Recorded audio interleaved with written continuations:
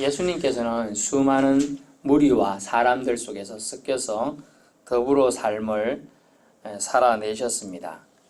그리고 수많은 무리들이 예수님을 따라다녔지요. 예수님도 제자들에게 자신을 따르라고 자신 있게 말씀하셨습니다. 좋은 걸 주시려고 물론 그렇지만 좋은 걸 받은 사람이 예수님 당시에는 실제로 많지는 않습니다. 물론 병자들이 따라다녔어요. 병이 나으니까 가장 좋지만 우리가 알고 있는 12제자들은 실질적으로 예수님을 따르기 위해서 가족도 배도 모든 걸 버리고 따랐지만 실질적으로 나중에 예수님의 제자들은 요한을 제외하고는 대부분 다 순교했어요. 어렵고 힘든 생활을 살아가게 되었습니다. 하지만 그렇게 따르라고 한 궁극적인 이유가 있어요. 그것을 오늘 저와 같이 찾아보기를 원합니다. 왜 그러면 오늘 본문에서도 나오지만 성경에서 또한 오늘날 시대에도 수많은 사람들은 예수님을 쫓아다니고 또 있고 쫓아다니려고 하는가에 대해서 알 수가 있죠. 예수님 당시를 또 중심으로 살펴보면 각종 병자들이 많았지 않습니까? 요즘처럼 의학이 발달한 것도 아니고 그 당시는 거의 민간요법인데 민간요법으로 안 되면 대부분 어떻게 됩니까? 거의 병을 방치하다가 병이 악화되어서 죽게 되는 경우가 많았습니다. 근데 예수님 오시고 사람들이 예수님이 근처에 갔더니 예수님은 다 모든 병자를 고쳐주더라 소문이 나니까 얼마나 많은 사람들이 몰려왔는지 수천 명에서 수만 명까지 다 나다녔어요. 근데 예수님은 병자들을 고쳐주시면서 거기서 끝난 것이 아니라 꼭 하나님 나라에 대해서도 언급하셨다는 거죠. 하나님 나라를 전파하셨어요. 예수님이 세 가지 사역이 뭐라고 했습니까? 말씀을 가르치시고 하나님 나라를 전파하고 그 다음에 병자를 치유하신 것이 예수님의 3대 이 땅에서의 사역입니다. 또 가르침을 베풀어 주셨는데 참 신기한 가르침. 보통 사람들은 배움이 저도 좀 배움이 많이 있을 때 어떻게 되냐, 히브리어, 헬라어, 라틴어, 영어, 중국어, 한국어, 방언 별거 다 써서 설교도 해본 적이 있습니다만은 예수님은 어려운 말씀을 하신 적이 없어요. 아주 쉬운 말씀을 하셨고 또 비유를 사람들이 아주 이해할 수 있는 비유를 많이 썼어요. 일상생활의 비유를 써서 가르쳐 효과적으로 깨닫게 하기 위해서였죠. 예수님은 오로지 하나님 나라에 대한 전파와 가르침을 연결시켰어요. 병 고침도 연결시켜서 말씀해 주셨습니다.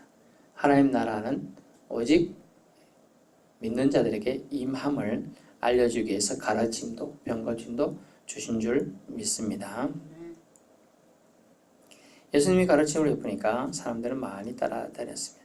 그 가르침 속에서 오로지 진리를 찾아야 되는데 오늘은 영생에 대한 말씀을 주님이 직접 하시는데 요한복음 17장은 대제사장적인 중보기도라는 명제가 다시 붙는 장이에요. 대제사장, 예수님의 사역은 왕으로서의 사역이 있고 선지자로서의 사역도 있고 그 다음에 제사장으로서 사역이 있어요. 예수님은 3대 중대한 사역이라 뜻이 있어요. 그 사역에 제사장적 사역이 뭐냐면 중보하는 겁니다. 중보. 하나님과 인간 사이에 막힌 담, 하나님과 인간 사이에 죄로 인하여 묶여있는 것들을 풀어주는 역할을 하는 게 중보기도입니다. 그것을 제사장이 했는데 예수님은 오늘 17장에서 중보 역할로 기도를 하는 장면이에요.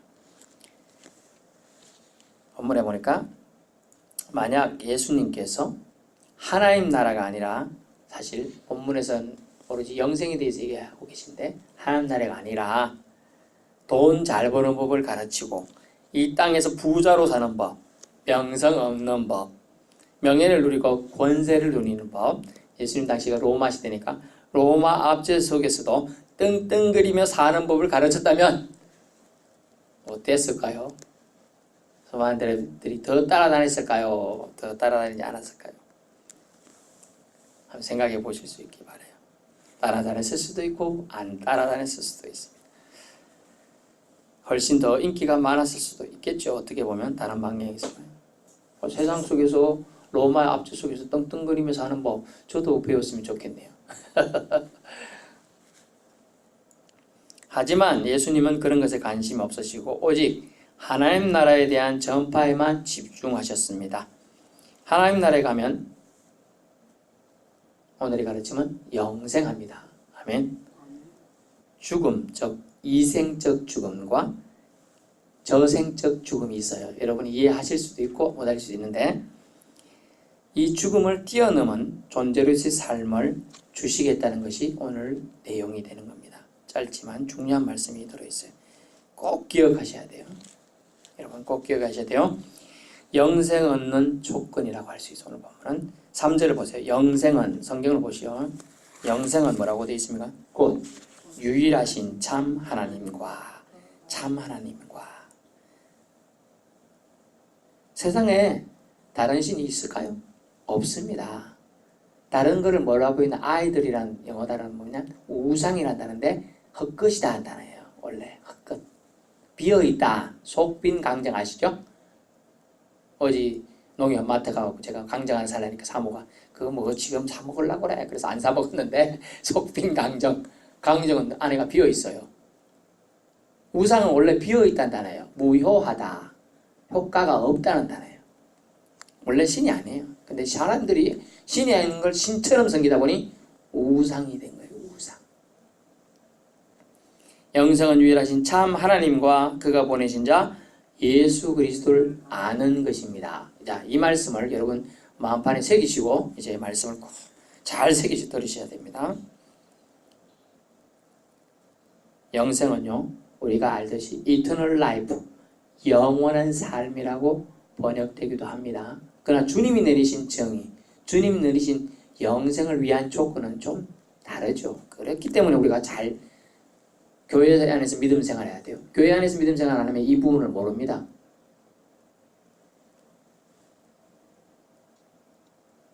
예수님의 말씀은요, 그 영생이 진짜 하나님, 유일하신 하나님, 유일이 뭡니까? 유일, 하나밖에 없다는 거예요.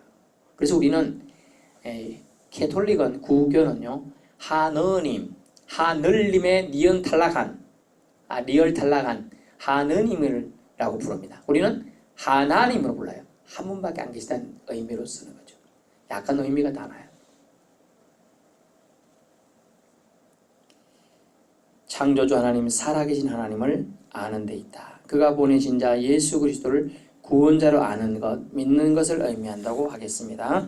그 가치가 영생을 취할 가치가 얼마나 큰지가 오늘 참조 말씀을 통해서 찾아보기를 합니다. 마가복음 10장 17절에서 22절 좀 띄워주십시오. 마가복음 10장 17절 찾을 수 있는 분 찾으십시오. 10장 17절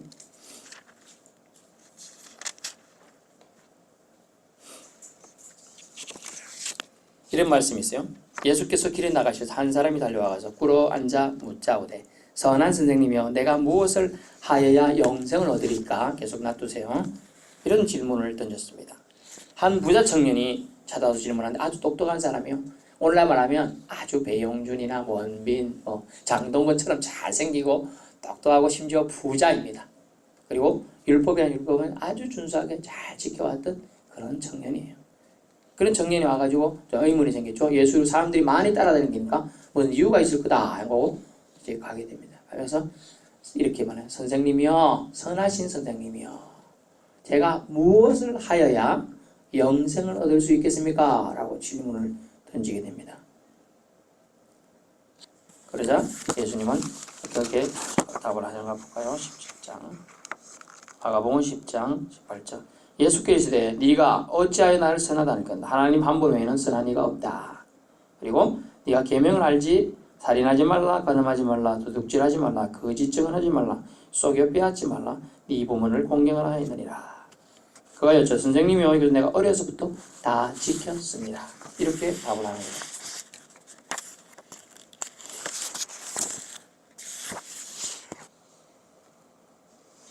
예수님이 이런 말씀하신 이유가 있어요. 율법 계명을 잘 지키면 그러면 영생 얻을 수 있다는 뜻입니까? 아니에요. 마가복음 10장 19절에 보면 오직 선한 일을 행함으로 영생 얻을 수 있음이 아니라 없다는 걸 말해요. 그래서 우리가 오후에 찬양하잖아요. 돈으로도 못 가요, 하나님 나라. 잘생겨도 못 가요, 하나님 나라. 착한 일 해도 못 가요, 하나님 나라. 그것은 영생과는 착한 일일 뿐이죠. 가끔 제가 전도하다 보면 착한 일만 하면 좋은 데 가겠죠. 이런 말하는 분들이 있습니다. 예수님 안 믿어도 된다 이렇게 생각하는데 아닙니다. 오늘 그 이유를 확실히 알고 가시길 바라는데요. 선한 일 행함으로는 영생 얻을 수 없음을 깨닫게 해주시고자 율법 계명에 대한 얘기를 한 거예요. 사실 따져보세요. 살인 안 했습니다. 여러분 살인한 사람 여기 없잖아요. 없어요. 도둑질한 자. 저도 어릴 때 도둑질 해봤습니다. 도둑질 해봤고 거짓 증거. 친구가 너 저 사람이 나쁜 짓 했다고 말해라. 쟤 좀 놀려주자. 거짓말 한 적 있죠. 뭐 우리는 완벽할 수 없어요. 근데 이 청년은 그런 걸 한 개도 안 했다는 거예요. 얼마나 신실한 청년이었는지 몰라요. 세상 제가 보기에는 아주 믿음이 좋은 사람이에요. 칭찬 듣는 사람이에요. 근데 주님은 오직 믿음에 서지 않으면 영생을 얻을 수 없음을 얘기하고자 한 겁니다. 두 번째 보면요. 그러자 예수님이 그에게 뭐라고 합니까? 21절 예수께서 그를 보시고 어떻게? 사랑하사 이랬어요. 예수님이 그 청년에게 하는 말들은 그를 사랑해서 아껴서 도와주고자 하는 말이에요. 근데 그 청년은 이 말이 오히려 올무가 됩니다. 말을 어떻게 듣느냐가 중요한 거예요. 내가 봐서. 자, 제가 예를 듭니다. 우리 자녀에게 아무개야 가가지고 아빠가 목이 마르니 물 한 잔 또 오거라. 아이가 게임을 하고 있었습니다. 또는 숙제를 하고 있었습니다. 공부를 하고 있습니다. 아빠 나 지금 바빠 하고 대답할 수 있죠. 근데 아빠가 이런 말을 뒤에 흘린 거예요. 네가 물 한 그릇 떠오면 내가 축복하고 왕창 너에게 뭔가를 진짜 좋은 걸 주리라 했는 뒷말을 애가 못 들은 거예요. 그러자 안 갔습니다. 아빠는 물을 못 먹었죠. 테스트한 거예요. 테스트. 근데 아이는 테스트에 실패한 겁니다. 이 청년이 테스트에 사실 실패한 장면이에요. 이렇게 말합니다. 사랑해서 그에게 조언했는데 그는 네게 아직도 한 가지 부족한 것이 있으니 가서 네게 있는 것을 어떻게? 다 팔아. 조금은 팔아라 했으면 이 청년이 순종했을지 몰라요. 다 팔아. 가난한 자들에게 주라. 그리하면 하늘에서 보화가 네게 있으리라. 그리고 와서 어떻게? 나를 따르라. 라는 거예요. 주님 따르기 쉽지 않죠. 다 팔아라. 이래. 이 말씀 때문에 이단들이 다 팔아갖고 와라. 막 이렇게 사람들 협박과 공갈치면서 불을 불려요. 교회를 엄청나게 자기도 하나님의 교회라고 등장시키면서 그렇게 하고 있는 겁니다. 모든 재물을 다 팔아라는 이 의미는요. 모든 재물을 포기해야 영생 얻을 수 있나요? 그런 질문입니까? 모든 재물을 포기해야 영생 얻을 수 있는 거예요? 아니에요. 영생 얻는데 걸림돌이 재물이 되었기에 그런 말씀을 하신 것 뿐이에요. 여러분 이 세상 살아가면 여러분 예를 들게요. 여러분이 운전 못하는 이상 여러분이 서포까지 나가려면 어떻게 가야 돼요? 걸어서 갑니까? 택시를 타든지 버스를 타든지 하다못해 오토바이를 타든지 뭐 골프차 같은 거 타든지 타야 되잖아요. 걸어가는 거 지금 너무 멀어요. 시간이 많이 걸리고 다리도 너무 아파요. 그럼 뭐가 필요하죠? 돈이 필요해. 돈이. 근데 모든 재물 다 팔아주면 뭐가 남아요? 거지 되죠. 아무것도 없어요. 분명히 모든 재물이라고 그랬잖아요. 돈만 내리면 합니까? 땅, 부동산, 동산, 심지어 옷 이런 것도 다 포함될 수 있는 거예요. 여러분 옷이 별로 안 비싼 거 입으니까 그런 괜찮다 생각하지만 뭐 어떤 TV에서 보면 한 위에 옷만 500만 원짜리가 있고 그런데 심지어 재떨이 한 개가 어떤 집에 보니까 1000만 원이더라고. 재떨이 하나가. 제가 어느 집이 예전에 가외했던 집이 있어요. 서울에 살 때. 우리 자녀들 어릴 때 가외를 좀 했었는데 탁자 한 개가 1500만 원짜리더라고. 물론 그 집이 사장님 집이었어요. 이랬잖아요. 그거 앉아가지고 애 가르치는데 이야, 놀랐습니다. 다 팔아. 이거 어렵잖아요. 근데 주님이 하신 말씀은 뭐냐면 사람은 세상과 더불어 살아야 됩니다. 물질도 반드시 필요해요. 그런데 그것을 다 파는 뜻은 원래 그 말의 의도는 다 파라는 뜻이 아니고요. 그것을 뛰어넘으라는 얘기예요. 뛰어넘어라. 뛰어넘는 믿음이 저와 여러분에게 있기를 원합니다. 어떤 얘기는 이 청년에게 재물이 걸림돌이 됐어요. 어떤 사람에게는 세상 권세가, 어떤 얘기는 명예가, 어떤 사람에게는 자식이, 어떤 사람에게는 부모가 걸림돌이 될 수 있어요. 이렇게. 뭐냐 하면 더 우선적으로 나를 생각하는, 즉 하나님을 생각하는 것보다 더 우선적인 위치에 두면 이렇게 된다는 거예요. 다 팔아라 하는 그 단어가 무거운 짐이 되어 짓눌러서 그 청년은 뒷부분을 뭐라고 나옵니까? 22절 그 사람은 재물이 많은 거로 이 말씀을 인하여 슬픈 기색을 띠고 근심하며 가니라. 막 따르겠다고 왔다가 너무 슬퍼하며 주눅 들고 주눅 들어서 썩 간 거예요. 근심하면서 갔어요. 수색이 가득해서 간 거예요. 영생은요, 이 모든 재물을 팔아서라도 얻을 가치가 있는 것인데 그것의 가치를 그걸 깨닫게 해주고 싶었지만 그는 깨닫지 못해. 만약 예수님이 그 청년을 사랑하지 않고 질책해서 한 말이었다면 뭐 그렇게 받아들일 수 있겠습니다. 사랑하여라고 분명히 기록이 되어 있지 않습니까? 그걸 위해서 주님은 하신 말씀. 하나님께서는 자기가 사랑하는 자를 위해서 잘 되라고 징계도 하시고 조언도 해주시고 하잖아요. 자식이 못 되길 바라는 부모가 이상한 부모 말고는 없지 않습니까? 잘 되길 바라는 거죠. 이 비유를 통해서 예수님께서는 청년의 질문에 답을 하시면서 영생에 대해 교훈하시는데요. 세상 무엇을 팔아서라도, 즉 청년의 모든 재물을 팔아서라도 대체될 수 없는 가치가 영생에 있음을 알려주고자 한 겁니다. 그런데 그 청년은 근심하며 돌아갔다고 기록되어 있습니다. 우리는 누구나 이런 질문 앞에 자유로울 수 없다는 거예요. 여러분이 조금만 뭐 가진 것이 만약 있다고 생각해 봅시다. 제가 이 시계를 우리 부친의 유품으로 받아서 이렇게 강당에 올려놓고 보는데 만약 이게 수천만 원짜리면 제가 연합둘 수 있겠어요? 제가 항상 일주일 내내 있거든요, 이게. 아이고, 누가 홈째 가서 그 막 신경 쓰인다고요. 그런데 그 정도 가치가 없으니까 그냥 상식에 그냥 놔두는 거예요. 누가 와도 가져가도 에이, 그 사람 복이지 생각하고 있는 거예요. 모든 재물을 팔아서라도 대체될 수 없는 가치가 우리에게는 무엇입니까? 그것이 영생이 되어야 된다는 거예요. 영생. 우리는 이런 질문 앞에 자유로울 수가 없어요. 경주자 비유 아실 거예요. 달리기 하는 사람, 대회 나간 사람의 비유. 달리기 하는 사람 가볍게 해서 뛰어야지. 나는 체력이 튼튼하리라. 100m 달리는 사람이 아령한 개 딱 들고 뛰는 거예요. 아이고, 뭐, 뛸 수 있습니까? 못 뛰어요. 제가 달리기 한번 대표 나가봤는데 그전에는 이제 이렇게 날씬하게 제가 엄청 말랐습니다. 이렇게 다 뛰었습니다. 근데 그때는 이제 그전에 제가 대회 나가 상을 탔으니까 이번에도 상을 타리라 하고 무거운 시계를 차고 뛰었거든요. 무거워가지고 못 뛰겠는 게 나중에 이렇게 지쳐가지고 이것도 짐이 되는 거 시계를 던져서 버리고 싶더라고. 너무나 무거워가지고. 그런 거예요. 경주자 그래요. 영생을 향해 달려가는 사람은 가벼울 필요성이 있다는 걸 주님은 얘기하시고자 한 겁니다. 영생은 세상적으로 보면 참 얻기가 어려운 것으로 보여요. 세상적으로 보면.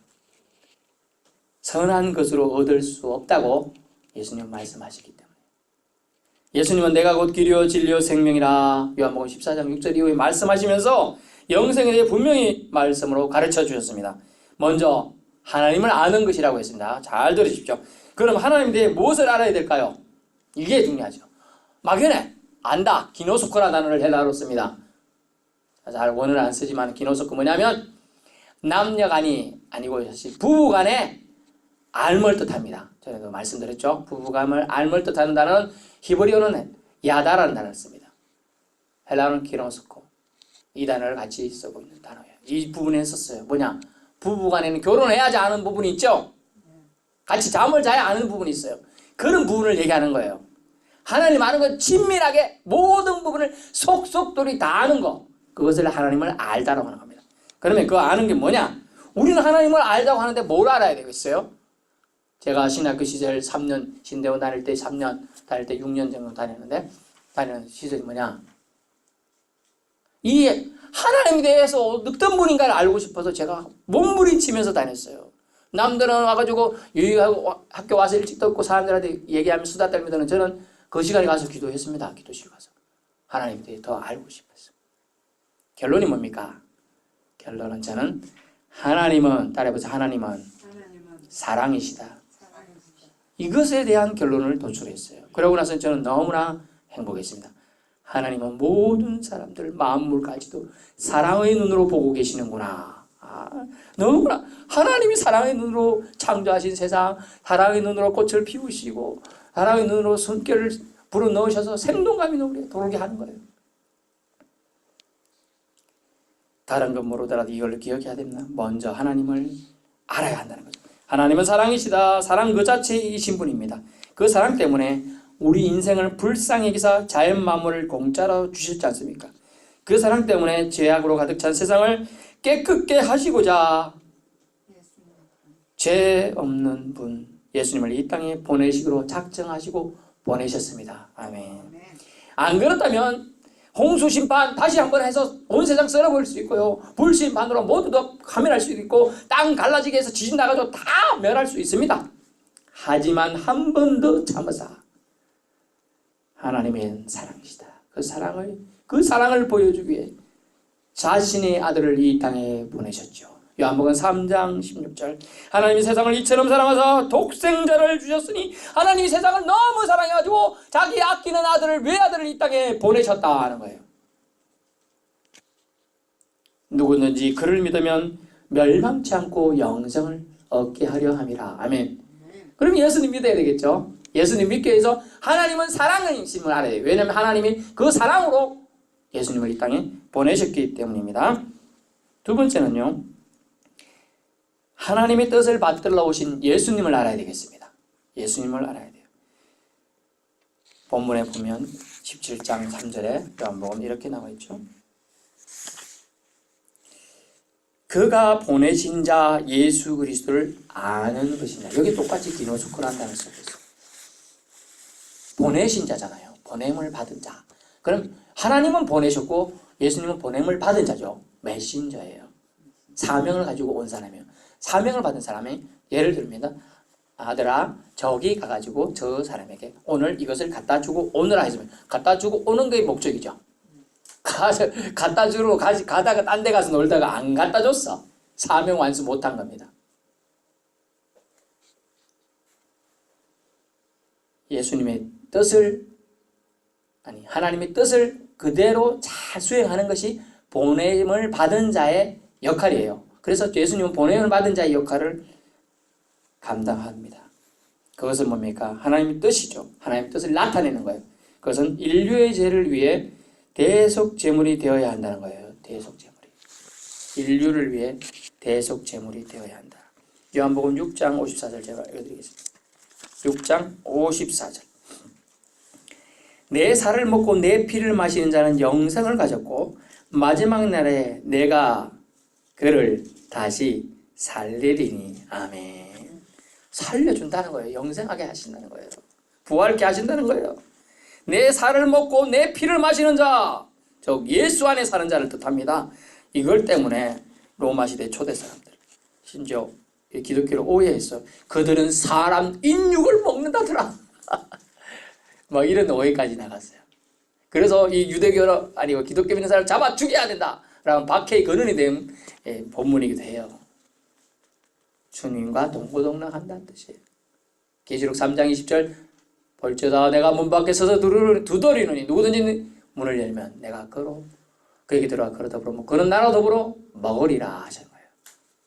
내 피를 먹고 마시는 자 영생을, 즉 예수님의 흘리신 보혈을 받아들이고 그 보혈로 인하여 살겠다고 결심하고 믿음을 갖는 자들을 뜻하는 거예요. 보혈의 은혜를 체험하고 보혈의 은혜를 감격하여 감사를 할 수 있는 사람을 주께서 마지막 날에 다시 살린다고 약속해 주셨습니다. 그러므로 인류의 죄를 위해 대속제물이 되어야 했습니다. 그것을 위해 기름 부음을 받은 메시아로서 중책을 위해 오신 겁니다. 이 알물, 이것을 알아야 한다는 거예요. 예수님 아는데 그냥 예수, 하나님 아들이야, 성탄절에 오신 분이지, 이게 끝이 아니고 나를 위해, 따라해보세요. 나를 위해. 목사님을 위해가 아니고 여러분 자신을 위해, 나를 위해 죽기 위해 오신 분, 그분이 바로 누구요? 예수님이라는 거예요. 그걸 알아야 된다는 거예요. 그 알미 여러분을 마지막 때 부활케 하고 영생의 삶을 보장케 하고 천국에 들어가게 하고 모든 주님의 사람들에게 주신다는 유업을, 상속을 허락해 주신다고 하신 겁니다. 믿음은 결국 구원으로 인도하는 길이 되는 겁니다. 구원자로서의 메시아를 만난다면 그것은 영생의 길이고 영생을 얻는 것이 됩니다. 그렇습니다. 결론은요, 영생은 하나님이 사랑이심을 알고 하나님께서 보내신 예수님이 바로 그리스도이심을 아는, 그리스도는 기름 부음 받는 자. 어떤 기름 부음? 보혈을 흘려서 우리를 구원하시고 죄를 완전히 깨끗게 해주시는 사명을 가졌다는 뜻이 그리스도의 의미입니다. 그 의미를 알아야 돼요. 하나님은 안다. 어떤 하나님은 사랑이신데 그 사랑으로 자신의 아들을 우리에게, 즉 자신의 아들보다 우리를 더 사랑하셨다는 그 사랑을 알아야 되고, 보냄을 받은 자로서의 예수님을 알아야 돼요. 그것의 예수님의 사명은 보혈 흘려 죽어야 한다는 거죠. 대속 제물이 되어야 한다는 걸, 우리 나를 위해 죽으셨다는 것을 알면 되는 겁니다. 그러므로 우리는 겸손히 순종을 해야 되겠죠. 영생은 우리에게 일어나는 현재요 미래입니다. 현재요 미래입니다. 영생의 길이 여기 있다 저기 있다고 현혹되는데 그런 사상이나 말에 현혹되지 마시길 바랍니다. 저와 여러분은 분명히 성경 안에서, 오늘 말씀 안에서 보았습니다. 영생 어디 있다고요? 하나님을 알고 그가 보내신 자 예수 그리스도를 아는 데 있다고 말씀해 주고 있습니다. 그분께 전적으로 무한 신뢰와 감사를 드린다면 바른 신앙 고백 위해서 말입니다. 영생은 멀리 있는 것이 아닙니다. 내가 무엇을 하여야 영생을 얻으리까? 우리가 무엇을 해야 얻는 게 아니라는 거예요. 선행으로 영생 얻는 것 아닙니다. 계명 준수로 얻는 것 아니에요. 오직 하나님의 은혜로 가능하다는 걸 알 수가 있습니다. 하나님을 최우선으로 마음에 모셔드립시다. 하나님과 그의 아들 예수 그리스도가 이루신 사랑을 알고 믿으면 되는 것입니다. 기도하겠습니다.